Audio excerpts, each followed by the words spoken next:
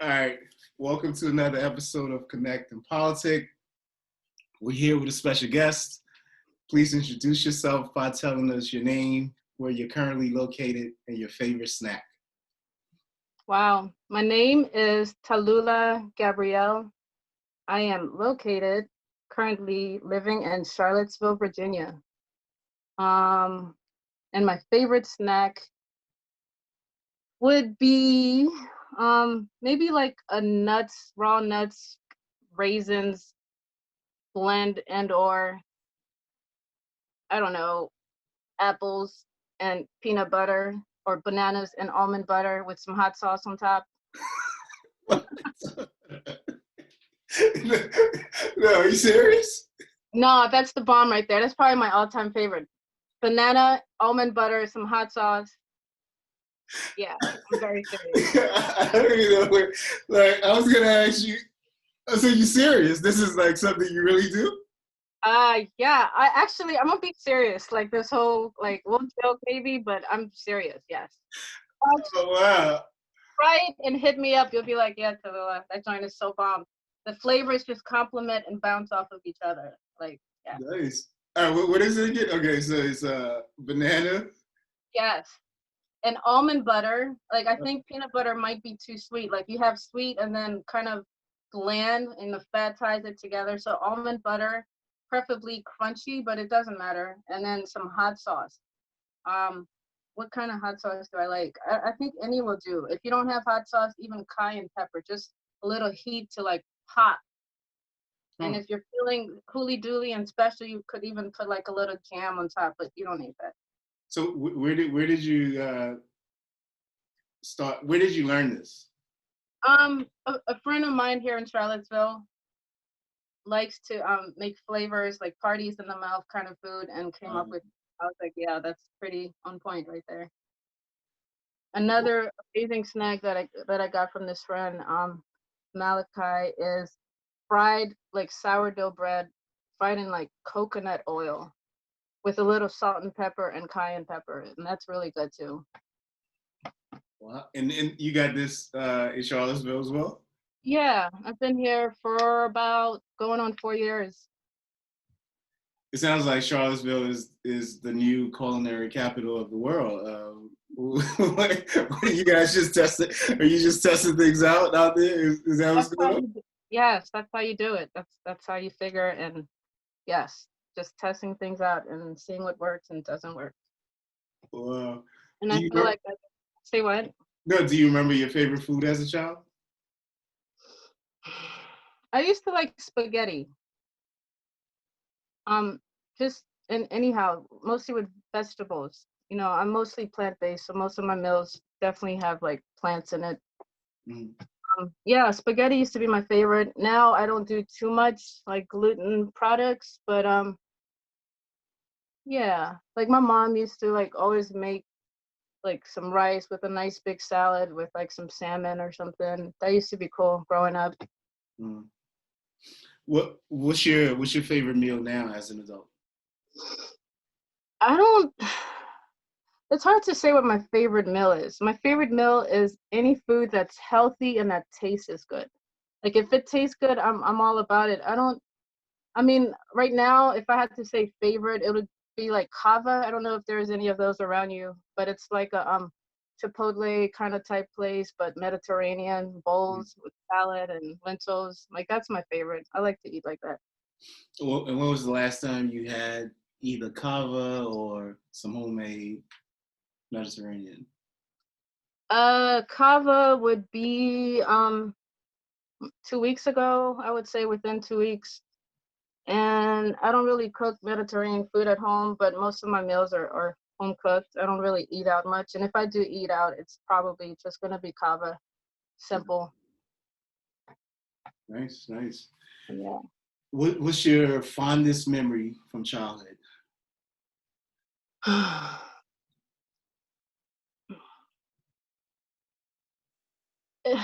It's weird. My childhood, like I was like, oh, I hope I don't get too many childhood questions because I feel like my childhood is separated. I had like this amazing, beautiful paradise, dreamlike childhood from like 0 to 6 in Haiti, where I was born.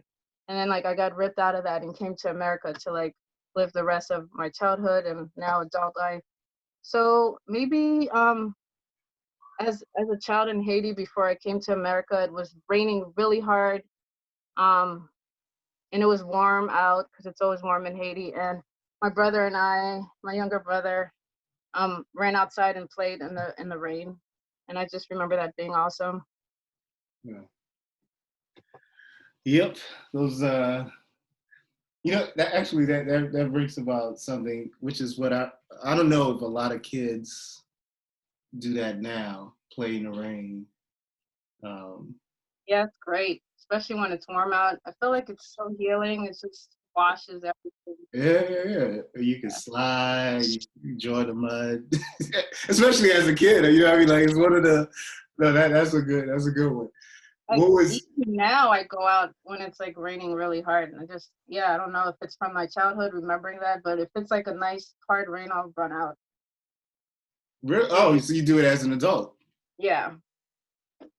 and what do you do now as an adult? You just Um, I kind of use the elements as like spiritual cleansing. Like wind, if it's really windy out, I'll like go out and like ask that this wind washes anything that doesn't serve me. And I kind of do that with any element, like the earth. I like to ground my feet in the earth. If there's a fire, I'll like take a piece of stick and blow whatever I'm trying to like work through or get away and throw it in the fire. So I do that with water when it rains, and I kind of just ask that like this water washes me. So it's kind of like, lack of better word, like a baptism, I guess, or just a cleansing. So I use the elements as a tool for healing. yeah, no, it makes sense. I kind of know parts of this this question I'm going to ask. I know parts of the answer, but it's interesting to hear from you. What were you like in high school?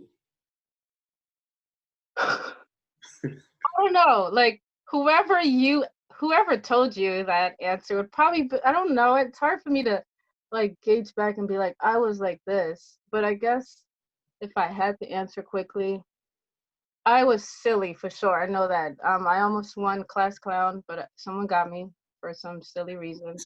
So yeah, I was silly and try to be funny. I feel like I was one of those eccentric souls that try to or did kind of mix and camouflage in with different groups. Even though I had my core group that I hung out with, I feel like I kind of got along with most people, and that kind of still carried me on till today. Yeah. Um, so how do you think that childhood, you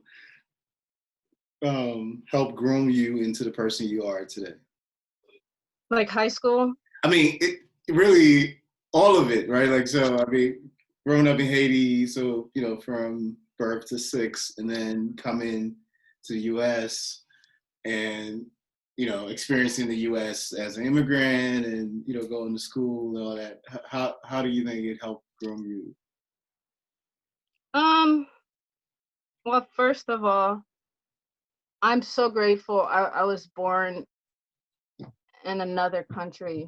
Like, yay, America's great, all the beautiful opportunities here, but it's also got its issues. And I have a sense of pride, like being born in Haiti, first independent nation, like all of that feels great. And it's a beautiful, magical, like fun, rich place. So growing up with like good food and happy people and rich culture and music is was great, and the beaches. And then coming here, like my coming here was a bit traumatic, like living with my aunt and uncle and all my cousins and the abuse that went there. That definitely, pretty much, to make a long story short, gave me work as an adult to like do work around worthiness, to do work around um mm,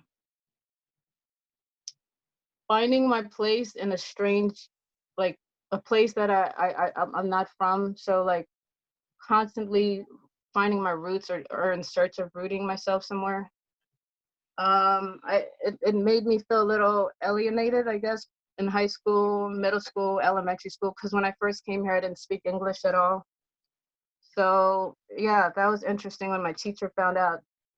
I used to sit next to this boy named Joey, and I didn't speak English, so I was copying Joey's paper, and one day I accidentally copied his name, and the teacher found out I didn't speak English, so I went to ESOL after that. Um, Not being born here also gave me like an appreciation for other, just differences. Um, it made me like appreciate living simple, not being a huge consumer, just trying, living as natural as possible. Um, yeah, that's some of it. I'm sure to deepen as the more we talk. Yeah. So, I mean, part of, and you can provide some clarity. Do you think, from what you said, do you think part of the dramatic nature of you coming here had more to do with, where you landed, like, wherever that household, whatever was going on, or more so just, your love, you being separated from Haiti, right? So it really didn't matter where you landed. Um, the fact Yeah, that you weren't back in Haiti. So which one is it? Or I is it think, both? I mean, initially it was definitely being separated, uprooted, and thrown into like a strange place, not speaking, like having my cousins come and like poke at me and speaking a strange language, and I'm just looking up like, what the heck? That was definitely first and foremost, but it was definitely the environment after that. Um, you know, and it seemed like that was my whole childhood. It's interesting how traumatic moments can feel like the whole thing. Like that was just 2 years that I lived with my aunt and uncle, and for like abuse that was going on, layers of abuse, physical abuse that was going on in the house, of them being responsible for six kids. Yeah, like physical abuse definitely in the house. And I think it was mostly with that. I went from like my mom and dad being super loving to like just that. It was like shocking. Yeah. So when you were here, at what point did your mom or dad, you know, come or transition here with you? Okay, so part of the reason of our coming was my dad was super ill at the time. So he passed away like a year after I got to America, and my mom was dealing with that. So it took her, I think, between a year and a half and two to like finally get us out and like start her own life with us, and not and my brother and I not being at my aunt's house anymore. So about 2 years. Yeah. My father passed away within like a year of my coming here. So do you remember your dad? I do. I held on so strongly to the 6 years that I knew of him being his last daughter. He had like 5 girls and 2 boys. From my mom and dad, it's just me and my 2 brothers, and I have older half sisters. I do remember him. Like just for those 6 years, I remember him being an amazing cook and super loving to my mom. He was a famous artist in Haiti, one of the first Haitian artists to step out of like traditional primitive artwork to do abstract work. Yeah, he used to go to Italy and hang out with Pablo Picasso, and I think that's the influence of him becoming one of the first Haitian abstract artists. Um, yeah, so there's only so much you can remember of Yeah. 6 years. So I definitely did my best to grasp and hold on to those memories. Yeah. Um, what are some of the lessons that you think you got from both your dad and your mom? The most important lessons. Hmm. Well, I can speak for my dad because that's probably easier to answer since I spent less time. My mom definitely instilled more in me. Um, he was a free thinker, free spirited, and I think I picked up on that. Just be yourself, be authentic, be original, unapologetically, which I really love about him. Um, my mom instilled like us being immigrant. She was like, we didn't come out here for you not to do anything with your life. So just working hard, education. She was like, you got to get an education. You know, that's something no one can take away from you.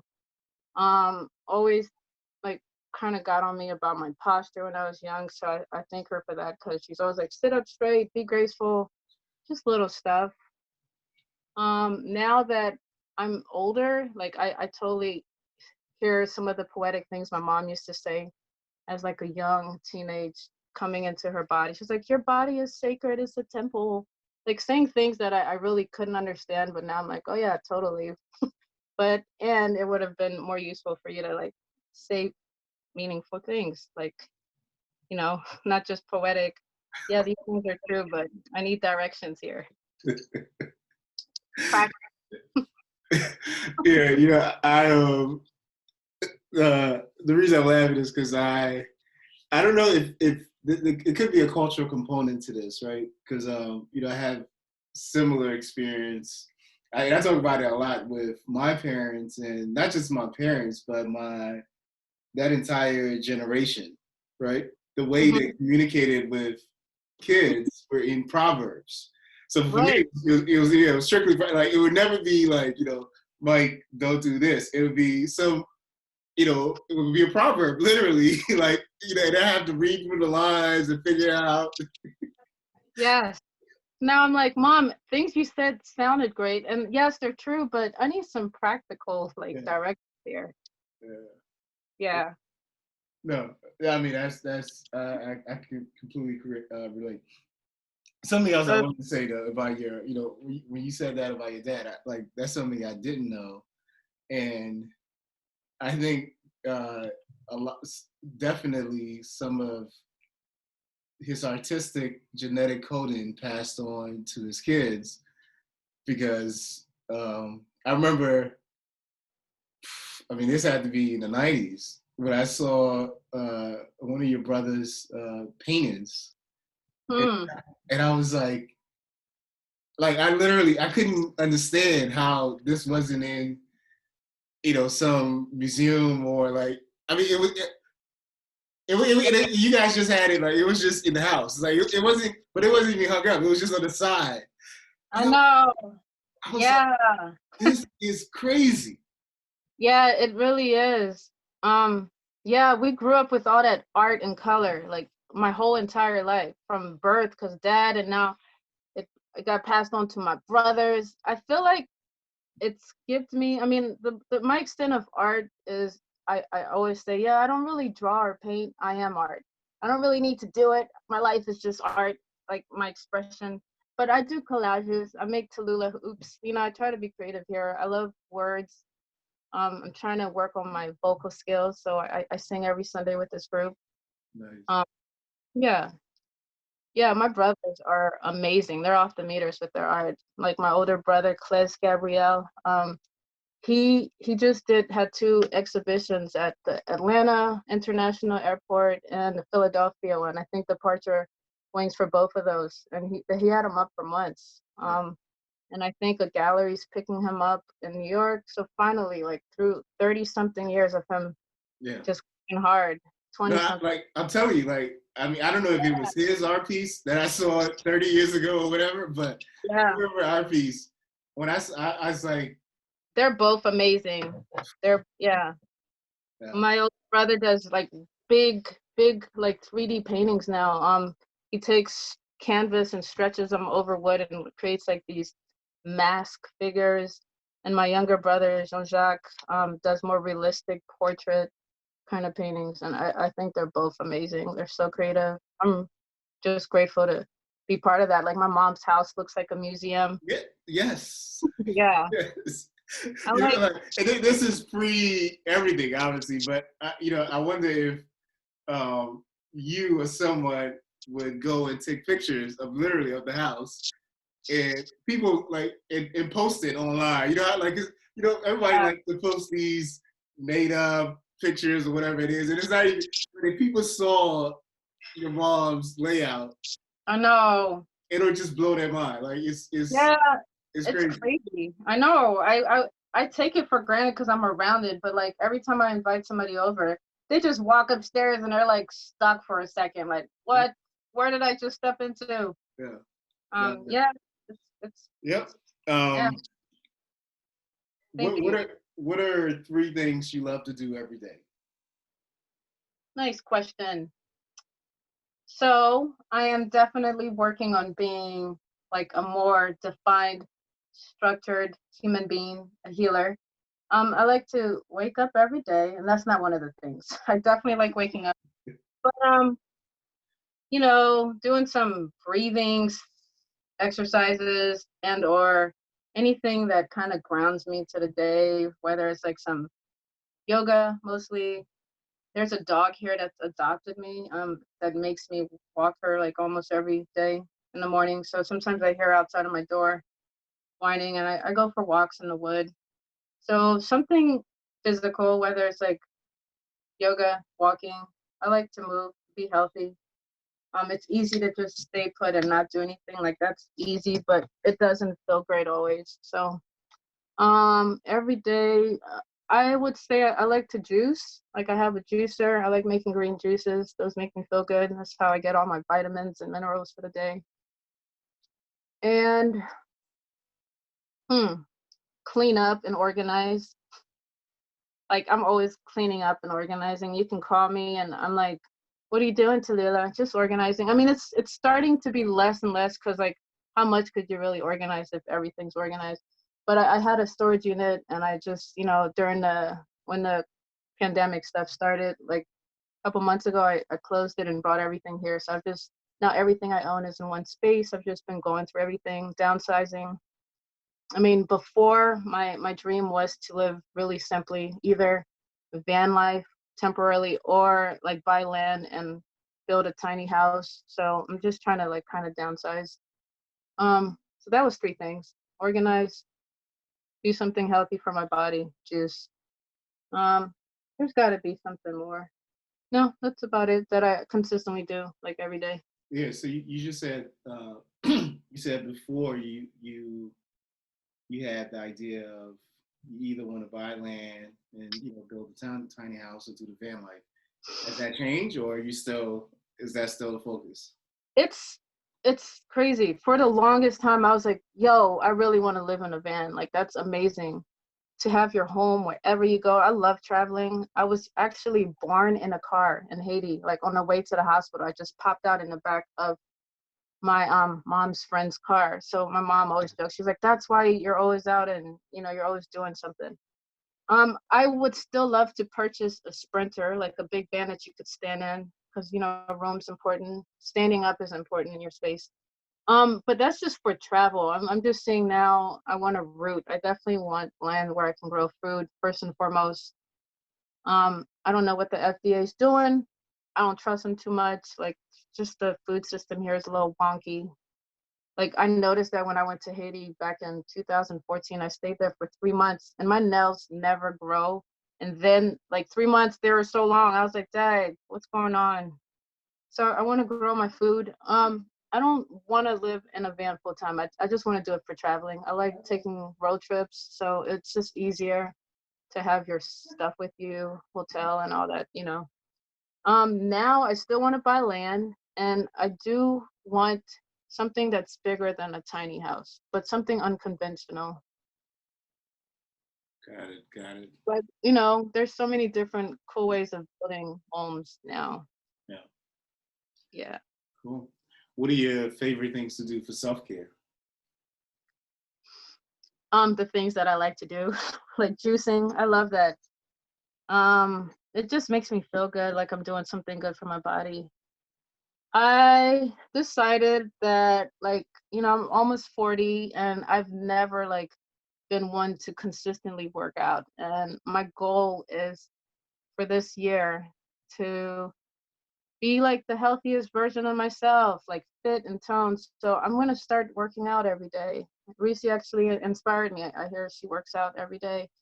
like, yeah, there's so many videos out there on YouTube. I want to do something every day, whether it's for 20 minutes, more than just the walking that I do. I want to do something for muscle building. Yeah. Yeah, the older you get, it's important to take care of this vessel we've been given to travel around. Indeed, indeed. What are some things you do for self growth? Um, for self growth, like, read various things. Reading is good. Reading is fundamental. Just opening your brain to, I've been getting a little more in meditation, just sitting down, be quieting, pausing everything, being silent, seeing what comes to you.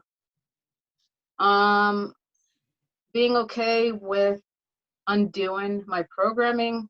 Like, we're all made of our programs. So sometimes I like question, like, where does that come from? Why do I think that? So lots of like being the observer, just watching myself, watching my thoughts. Why do I do things? Why? Yeah. So yeah, questioning self self growth, being okay with challenging moments, because that's where I feel like we grow the most, when there's challenges, not when things are super easy and flowing, but when there are some challenges. So let's do a deep dive on your questioning. My What what?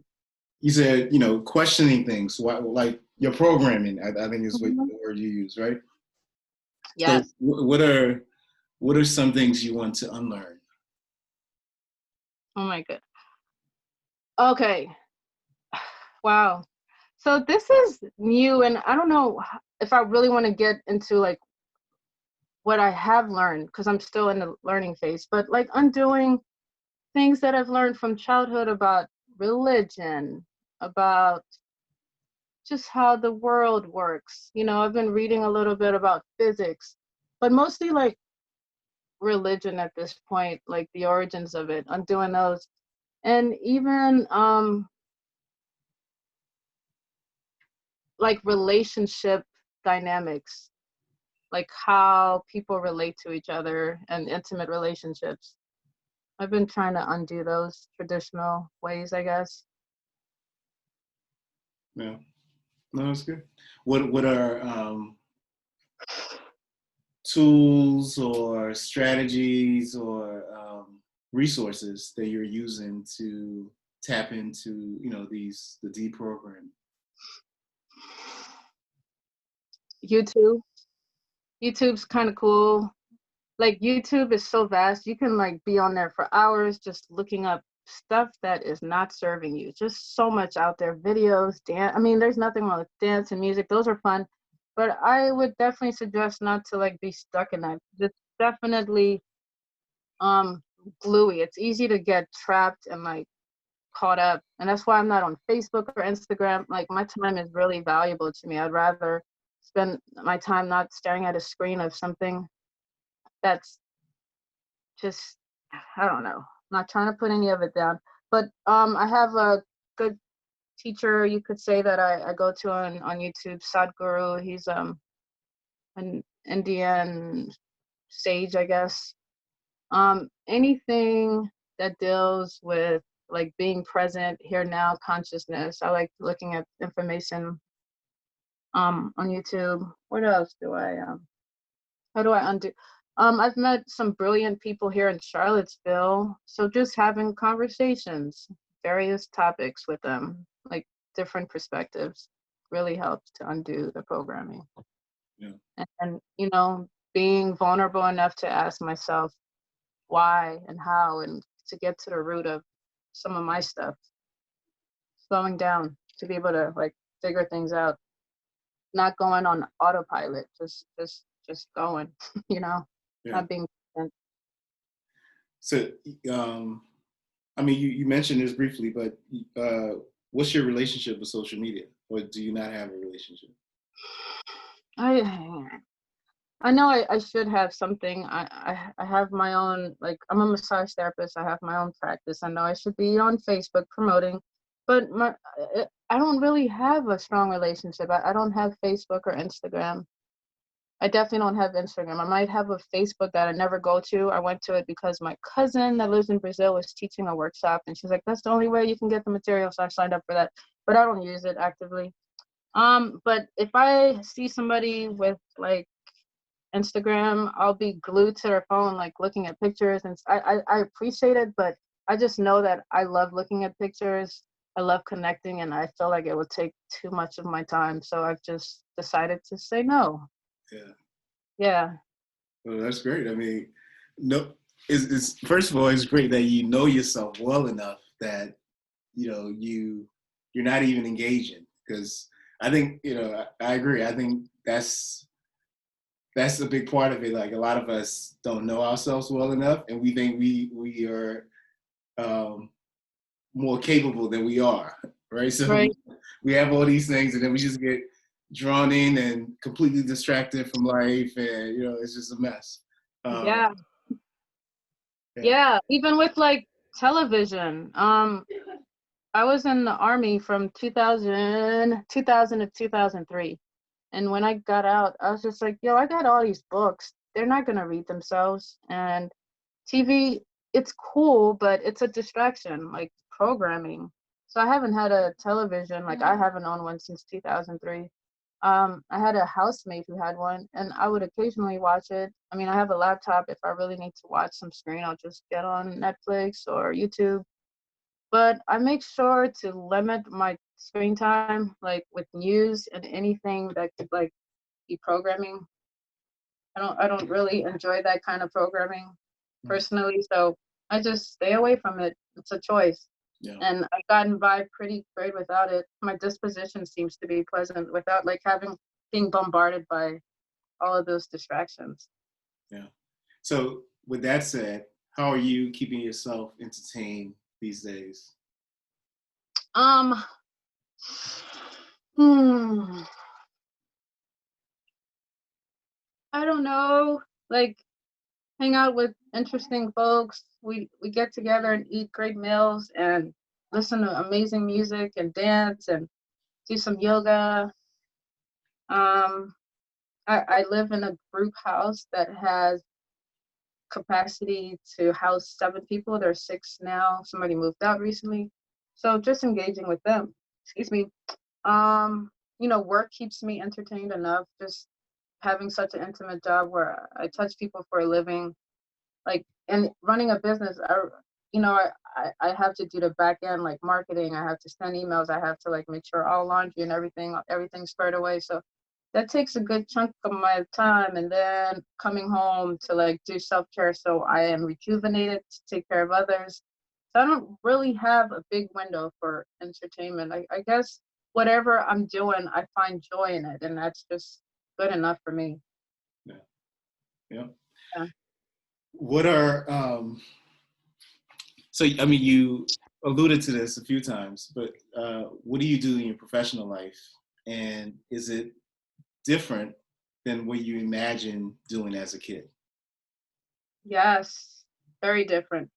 Um, I am a massage therapist. I became one in 2017.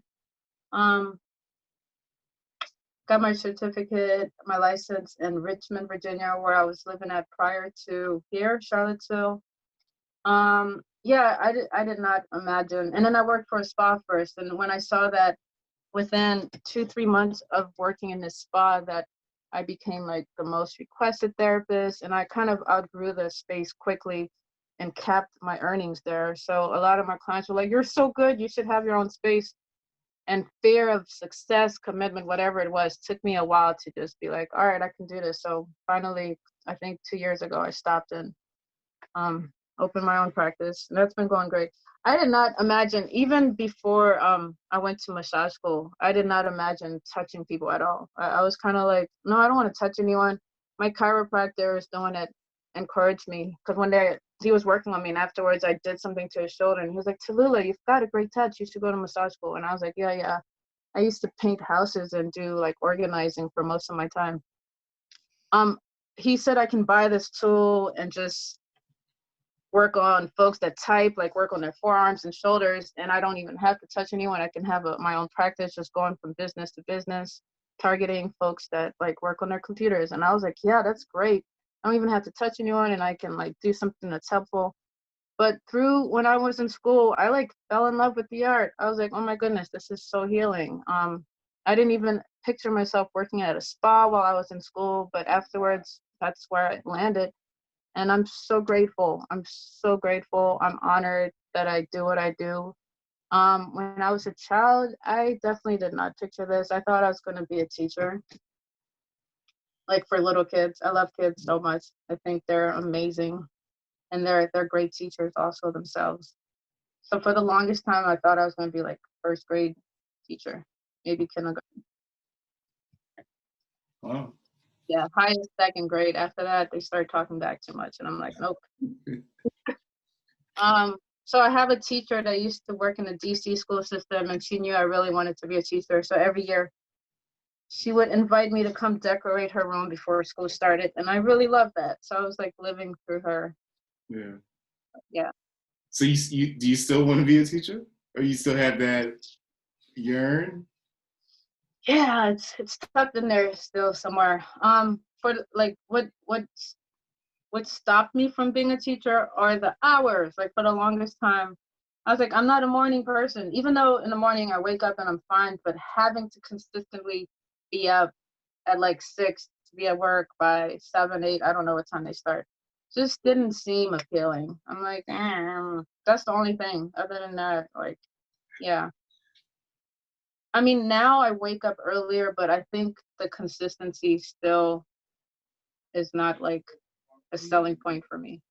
Yeah. And why I'm a massage therapist and why I have my own practice. Like my hours, I control them. Like just now when I wanted to take 3 days off for the solstice, I just went and like blocked off my days. I didn't have to go ask anybody. That felt great. And I like that. That works for me. Yeah. So tell me more about this break that you just took. I wish there was more to report this time. This is probably my third time doing it. My friend, Sister Bay, who's part of like this Black consciousness group, Asara said, told me about like celebrating the winter solstice and it representing a time that it's the longest days of darkness, like as far as the sun and the light. So with nature, like that's a good time to like root in and go in and like planting a seed, like seeds. When you plant a seed, it's in the dark under earth that it starts to manifest and grow. So she made that, at least that's how I remember it. Like, hey, since these are the darkest days, this is a good time for you to plant your seed of what you want to manifest for the new year, for your life. And that resonated. So it's just a time where I like fully focused on self-care. My phone luckily died like right minutes after I got to my space where I was gonna be at. Make sure I wasn't home because when I'm home, I'm always like organizing, cleaning, looking for something to do. So I actually did take the time and went to my studio and spent time there. In the past, it's been a really powerful time. This time it was just gentle. I juiced like every day, went for walks. I rested so much. It was just kind of like my time to hit pause from all the distractions.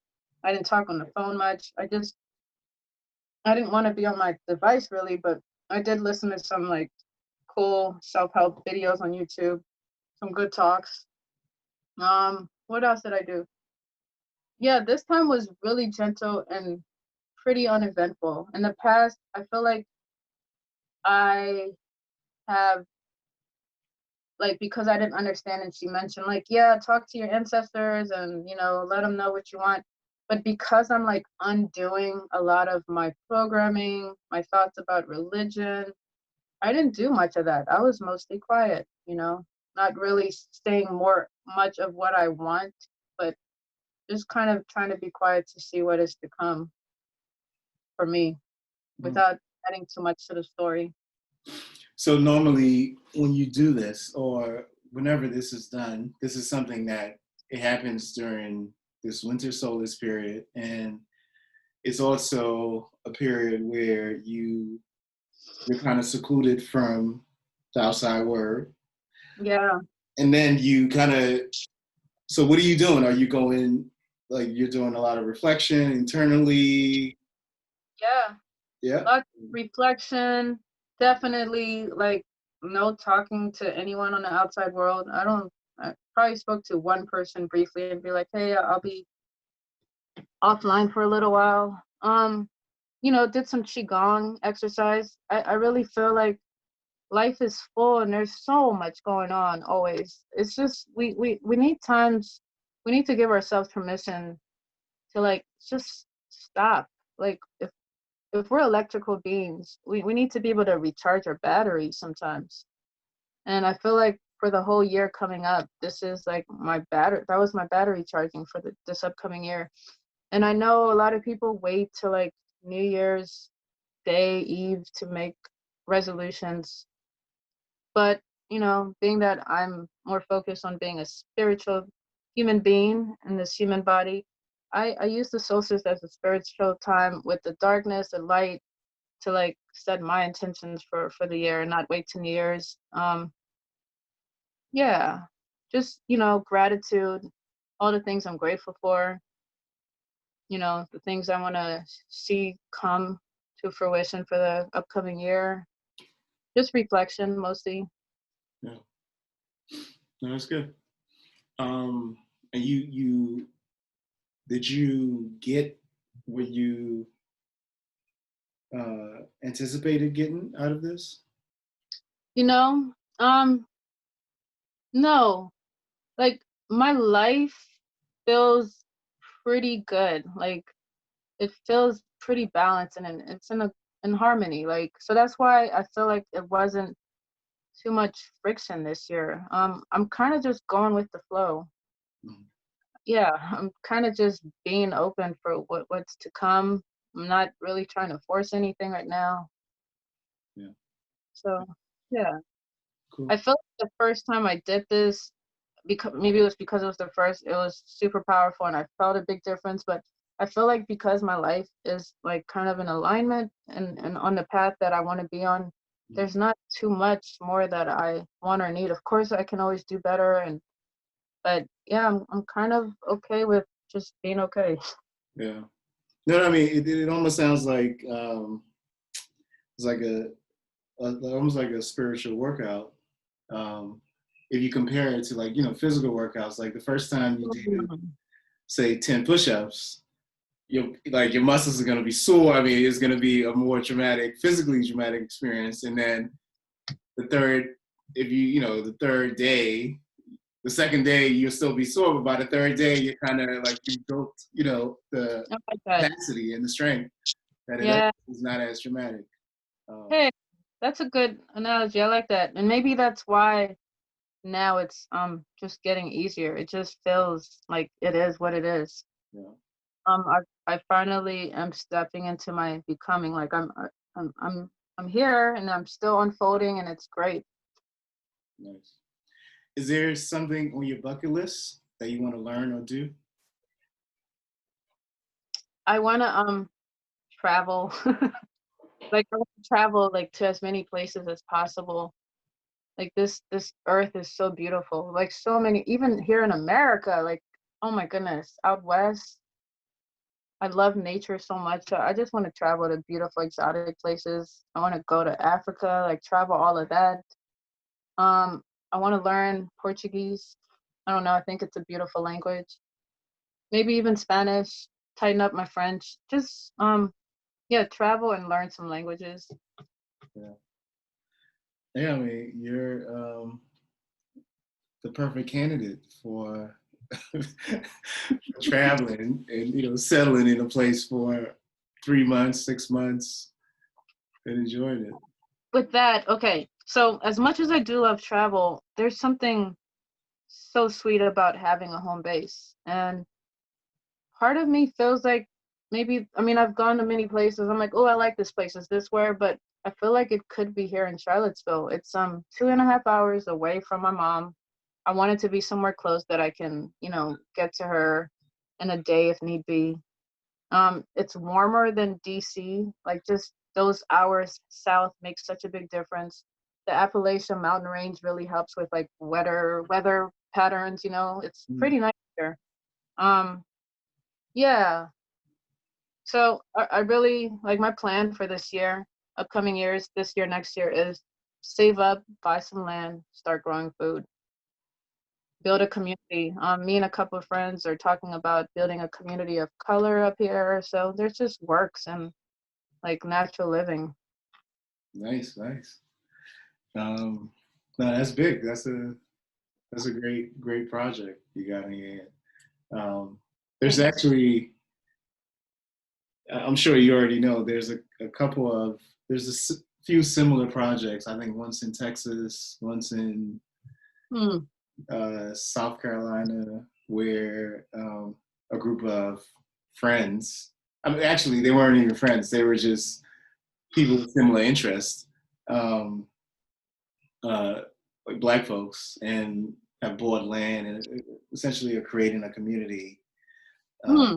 yeah, like their Yeah, own I thing. have to look that up and or get a name from you. Yeah. I'll look it up and send you some links. Um, any advice for your younger self?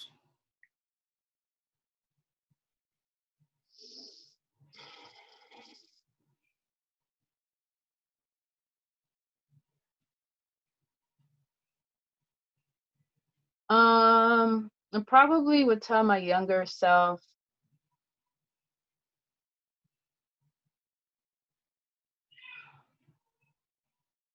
that that tell my younger self that she's powerful and she can do whatever she puts her heart and her mind to.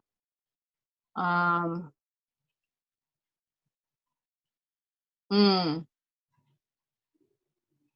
I don't know. That's an interesting, deep question.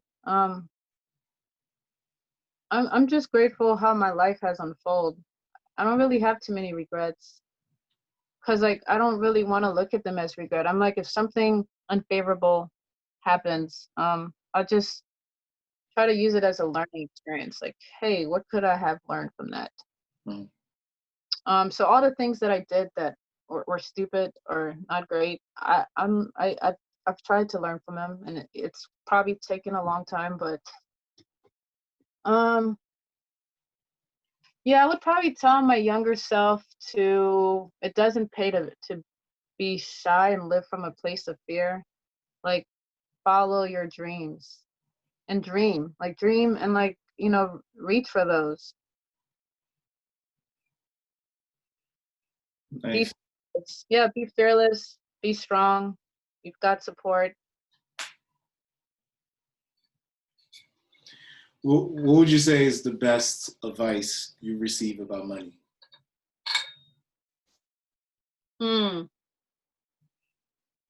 Well, recently on YouTube, this preacher guy said something that was cool about he was like, don't say you're spending money because like there's like a negative connotation with that. Like there's a loss with that. Like say when you spend money, just say you're circulating it because you want it to come back to you.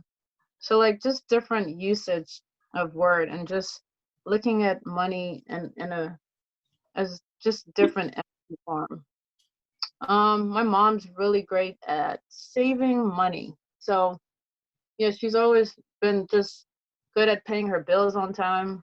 I think watching her as an example of living frugally and not being like a huge consumer, like just buying things to fill a void. I love seeing her like reuse things. Being conservative, I definitely picked that up from her. Yeah. And I think maybe also buying quality things so you won't have to keep buying them. Yeah.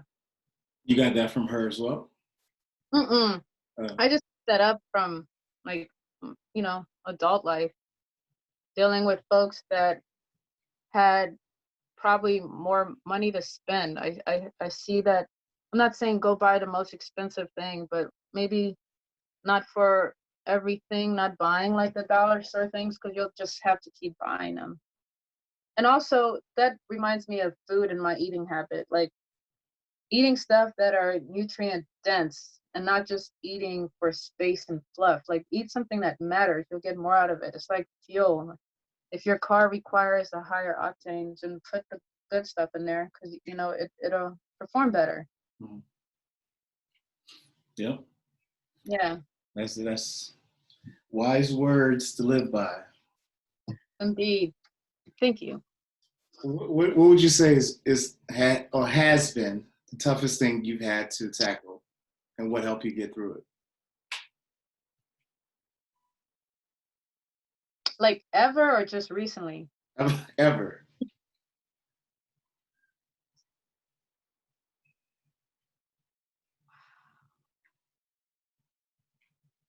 I don't know. Toughest thing that I had to tackle. I feel like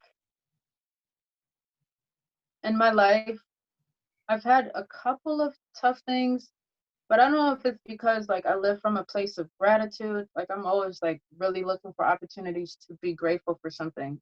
Cause you like when you focus on just the bad, like life's gonna like feel shitty. So even if like you're having the tough time, you can just be like, Dag, I have my body, I have all of my legs, my sight, I can still taste. I have legs to walk. I can still breathe. It's just finding things to be grateful for. Like recently I've dealt with loss, and I think all of the intimate relationships I've been part of that had to end for various reasons. My soul like noticing that I've jumped into a situation too quickly, and then person is not really just not wanting to move forward, having to like say yes to myself and no to them, and the pain that goes with it has been difficult. So now just being a little more conscious of my energy, slowing down. Yeah. So how do you get through that pain of saying yes to yourself and no to someone you care about? It's difficult. Not wanting to hurt someone, and like knowing that if you continue, that's gonna create more pain down the road. Uh how do I deal with it? Ho'oponopono. I don't know if I'm pronouncing it right, but it's this Hawaiian like meditation that says, I'm sorry, please forgive me, I love you, thank you. And this psychiatrist healed a mental institution by saying this with the people's files. He didn't even see the inmates that were at this like crazy house. And just, if something happens, just saying, I'm sorry, please forgive me, I love you, thank you. Like, those words can just conjure up so much healing. I learned that years ago, and I used that as a practice. But just trusting that everything happens for a reason, just trusting that impermanence is real, that things will pass on by. Like, this too shall pass, like not staying stuck in it. Like, for example, recently I had a partner that I was with, living together and everything, that died in a car accident. And that's probably the toughest thing emotionally that I've had to deal with. Probably ever, past like my dad dying when I was 7. Because we were living together. We were dreaming and talking about this beautiful life together, and one day he goes to bring somebody back home and doesn't make it back. I was so grateful to be living in the country, up on a mountain. I was able to mourn and cry as loud as possible, like whenever. So I'm grateful for the space where I'm at. Like, I couldn't imagine living in a city and not being able to cry as much as I did. Giving yourself permission to feel things. I think I forgot your question, but that was pretty tough. And what helped me through it is acupuncture. I've never really been a big fan. I've never done it, but my suite mate offered me a session, and whatever she did in my heart meridian got my heart unstuck. Just doing self work, sending myself love, just loving myself. Just, self work is important. Like we need to love ourselves even like more and more. Having support, like my family, my brother, friends were really supportive and loving. Just, giving myself that permission to like cry and it's okay, and knowing that this will pass, and knowing that everything I feel like happens for a reason sometimes. That situation definitely gave me more access to like emotional range, because before I was just like, yeah, now I'm okay with crying. Like, yeah, it's amazing. Yeah. Yeah. Usually when I ask this question, what you did just now is what most people do. And for some reason, I find it, I think it's interesting. It's something I need to look into more. But essentially, what you did was, at first, when I ask the question, people say, well, I haven't had anything tough, or, there's really, things have been great. And then as they're talking, then they hit on this thing that was really tough, or is tough. It still is, and it's usually lost, right? Like it's usually uh, Yeah. it's some really close loss that there's just really no way to make sense of, essentially. Like, because as human beings, we're constantly trying to make sense of the world, and when Mm. these loss takes place, I think it completely. I mean, I know for me, like losing my mom, that is my thing, right? So like, the toughest thing, and there's no way to make sense of it. Like it's just what it like. It's just this messy thing. There's no way. Yeah. But I always find, like, when I ask the question, folks, their initial reaction is always nothing. It's like, yes, no, everything, everything's good, and then it comes Mm. to loss. And so, like, I'm interested. I mean, something I have to do more research on, just to figure out why that happens with. You know what? You just made me think. I think maybe, at least for the more conscious beings, I can only speak from myself. Maybe it's because we, like, right now we're good, and that thing that happened doesn't define us. Like, we're not victim to our situations. Like, that happened, but that's not me. Like, I'm still okay. Yeah. I went through that, and I'm here now. So I think it's part of like being resilient and growing and overcoming stuff. Yeah. Like, if you're not in it right now, maybe if this just happened last week, I probably would be crying still. But yeah, I think it's just that's part of the healing to get over it. Yeah. Yeah. That makes sense. What would you say is your happy place? Mm. Ooh. Um. Somewhere horizontal. I don't know. It's hard to argue when you're laying down. So either on my bed, all curled up, or on my massage table with the table warmer up, all curled up, or like in nature, all curled up somewhere. My happy place.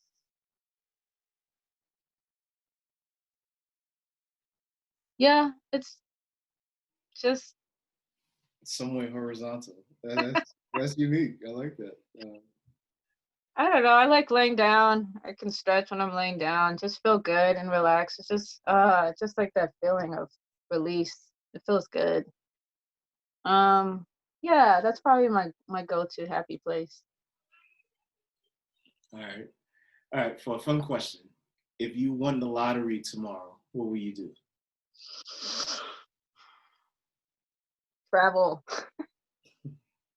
I totally would probably buy like tours like all over the world.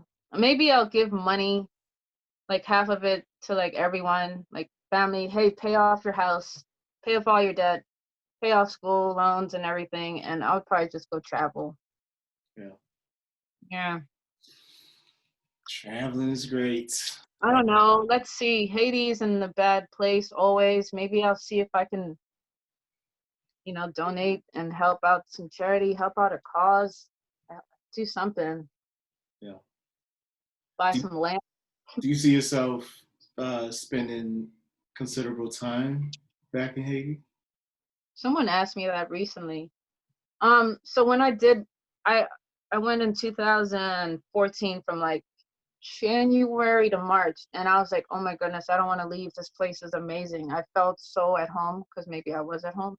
I thought I was gonna come back, save some money, and go buy some land. I found like an acre on the beach for like 20,000. It seemed really affordable, and I was like, I'm gonna come back and save this.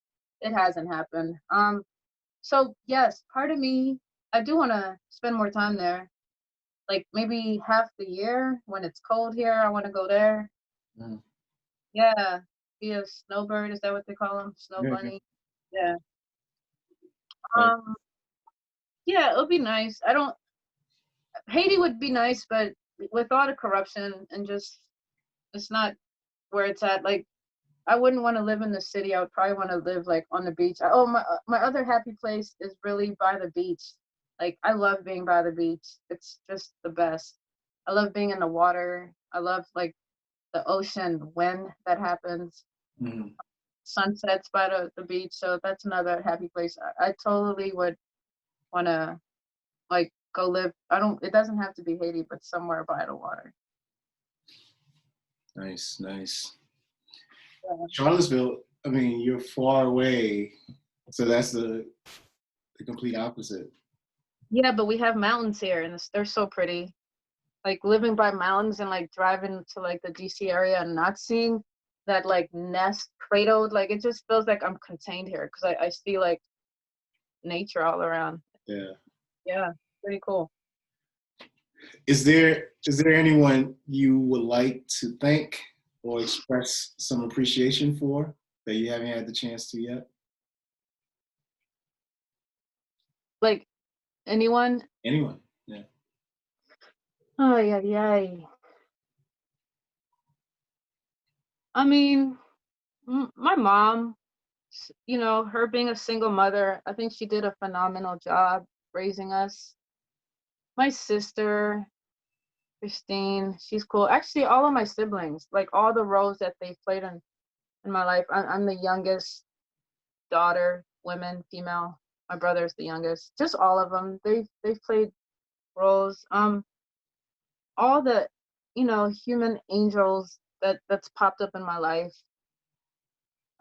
Alice Freeman, who just called me. I'm gonna call her back. My friend Philip Welsh. Just good people in my life. Who's helped guide me. My shaman friend that I met in 2008. I feel like that was a humongous turning point in my life. Just waking up more. She definitely helped get me on this path of like healing. Her name is Star, aka Tammy. Um, you for having this interview. I was so reluctant. I was like, I don't like talking about myself. What's the point? But yeah, thank you for all that you do. Thank you. Thank you. Thank So you for you and your wife being great parents, Like that's good. Example. yes, thanks, thanks. I mean, I briefly told you this story, but when I started this, when I started Connecting Politics, and I'm drafting the list of folks to interview, I have these folks, and then I'm talking to Reese, and I'm like, but who I, who I really want to interview. Uh, she's like, she says your name, like, cause she knows, right? She's like, Tallulah. I was like, yep, Tallulah. Aw. And it's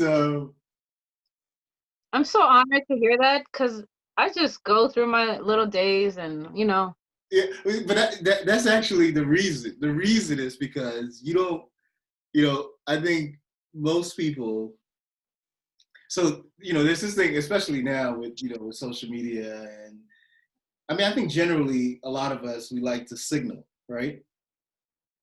Just generally, like if I'm a vegetarian, I need everyone to know I'm a vegetarian. If I'm Yes. whatever, if I'm into fitness, I need everyone to, like, whatever it is, Yeah. and I'm yeah. and I'm I, not like that. Maybe that's why you're like, I want to interview her, because I'm so not like that. I'm against the labels. right, and so, like, for, I mean, I don't know how long I've known you now, 30 some years, or 20 some years. You've always, um, 30, yeah. Oh yeah, 20 some. Yeah. you've always just struck me as, like, actually at first, right? Like, so what, like, way back when we first would meet, especially, we're young in high school and all this stuff. I was just like, is Tallulah putting on a show? Like, does she does she know what she's, like? But no, it's just like you're just moving. You're just moving through the world, and not like, it just Conforming. nothing. I feel like I definitely am a free spirit. Like, I'm just kind of easygoing, kind of floating through life, Yeah, which I'm working on. That's why I'm trying to root. Maybe in high school there was an aspect of myself that was putting on a show, and maybe it was my need to fit in because I was a foreigner and an alien. Like, maybe there was part of that. But now I like, yeah, I'm just working. I'm just being my authentic self. yeah, Like, I from a super colorful, like, original, free thinkers, like, family, like, all of my family members, they're amazing. So I yeah. feel just finally giving myself permission to just be. Yeah. Um, yes, I eat healthy. I don't need to go around and be like, I'm a vegan, because maybe some days I might want to eat like something that's not vegan, and I don't want to feel like punished or wrong for that. That's why I don't like to, like, trap myself in these labels. Yeah, Like, yeah, I do what feels right. Live your life. yeah.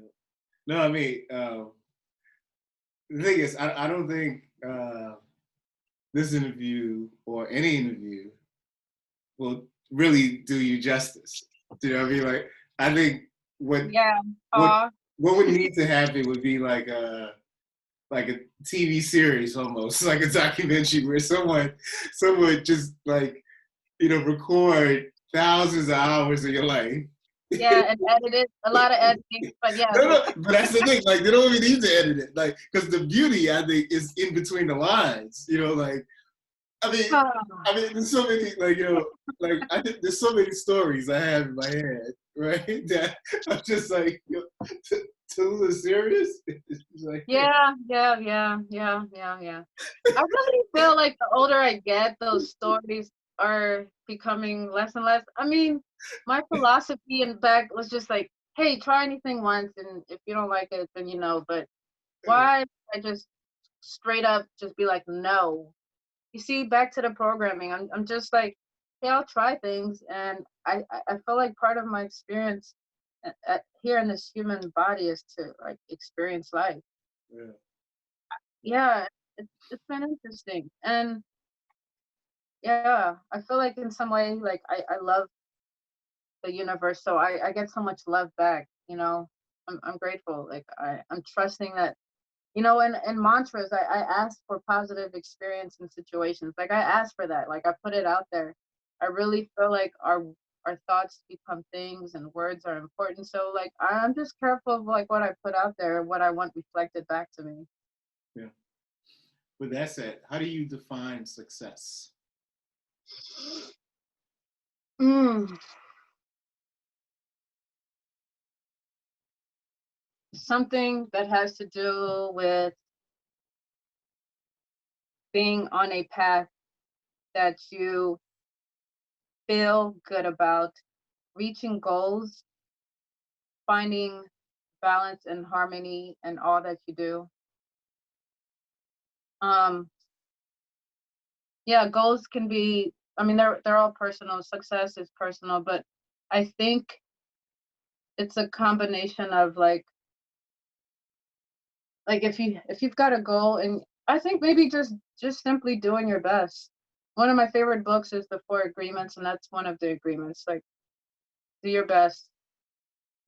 So yeah, and part of that is being gentle with yourself. Like if you didn't reach your goal, like don't beat yourself up. Just keep trying. Um and part of that success is to have goals, you know? Yeah. Yeah. Well said. Well said. So I've asked you a bunch of questions. Do you have any question for me? Hmm. Where do you see yourself with is it safe to call this like a podcasty thing, interview? Like do you see yourself Yeah. Yeah. I mean, it's it's a podcast, video cast. I think more folks would use the word podcast because it's the common um, zeitgeist, I guess now is what people are referring to these kind of things. But um, it's a video of a recorded conversation. do you see yourself growing this? Like So yeah, the goal is to complete or record 365 of them, and what number are you at now? Do you know? I think I'm at 70 something. Do you have a time frame for that, or is just Uh, 365? It Just could take. 365, yeah. Yeah. I mean, so this the 70 something has all been since April. So Wow. yeah, it's a lot. But as the years go on, it'll probably be who knows. I mean, I don't know. But the point of this is not like manufactured growth; is more organic growth. Uh, but it's really record these conversations, publish them, and a lot of things you were alluding to actually, like the fact that someone can go on YouTube and find something of immense value and watch it and actually learn something or whatever it is that's the core of this, right? It's like all these interviews, everyone's story, there's something in there that could resonate with someone and add value to wherever someone is in their life. And so the goal is, 5-10 years from now, somebody finds one of the videos, they click on it and start listening to Tallulah, and just from the start, that your recipe for that snack would just blow their mind away. They're like, I need to go and try that, just off of that. And then they've already got something, like it's already added something that you Nice. really like that snack. They're like, oh, okay. Watch. Yeah, it's gonna change your life for real. Yeah. And then they subscribe and just watch all the various conversations, and the conversations are so diverse, and diverse not just mean in demographic, like the way people look, but in perspectives and approach to life, all of that. And so I think it's a value add all around for someone looking to learn something really about human nature and about like these are conversations that usually folks don't have in public, and I don't think they even have it in closed doors unless they're probably talking to a therapist or a guru, something like that. So I think this provides a glimpse into how that these Hmm. are even possible, right? So it'll even help, I think, in some relationships where folks can start having some of these, conversations. So, yeah. Yeah, thanks for doing this.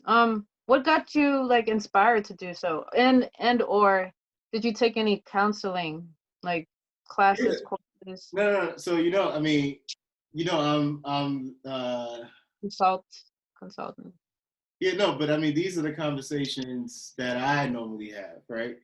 And so what really started it was when the quarantine hit, and um, and I would still reach out to folks, and I'm Yep. talking to them, and Yep. I noticed that like there's a dark cloud, like folks are literally depressed. I mean, like for lack of a better word, um, Yeah. And so, we'll have this conversation. The conversation will weave in different ways, etc. And I said, you know what? I think it would be great if one, I can have a lot of these conversations. So just start reaching out to a lot of folks, connecting with folks, and then, but also record it so that there are a lot of other folks that could use some of this very, like this, the banter back and forth, or just like the things we're discussing. And so, yeah, I mean, that's yeah. Have you picked up on a common denominator for people's general depression? Like, do you see connection between like stories you've heard that would cause folks to express themselves in a depressed way? Yeah, I mean, I think there are certain narratives that we tell ourselves that limit our it limits our capacity on both the joy or the happiness end, as well as the sadness end. And so it leads to this, what I think is like, it's almost like a cognitive dissonance and that's what leads to the depression, right? So I think folks, and this is what I'm saying, like, so for me, and it is wild because when I talk to folks, not even on camera, but off camera, it comes out, right? So like, an example would be, like you're really into the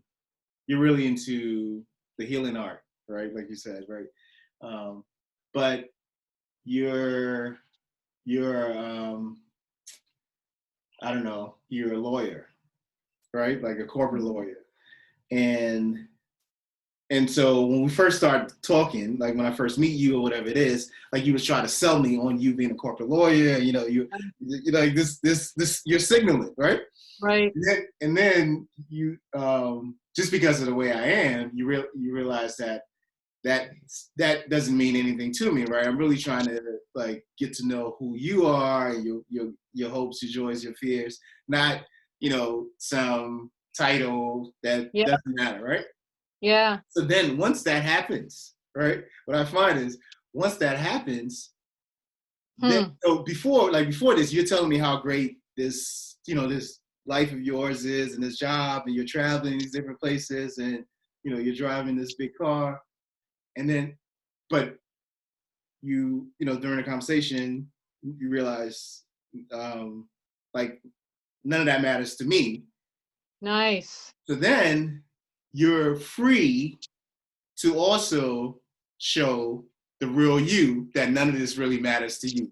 And what really matters is like you want to be a massage therapist, right? Or you want to be a yogi or whatever it is.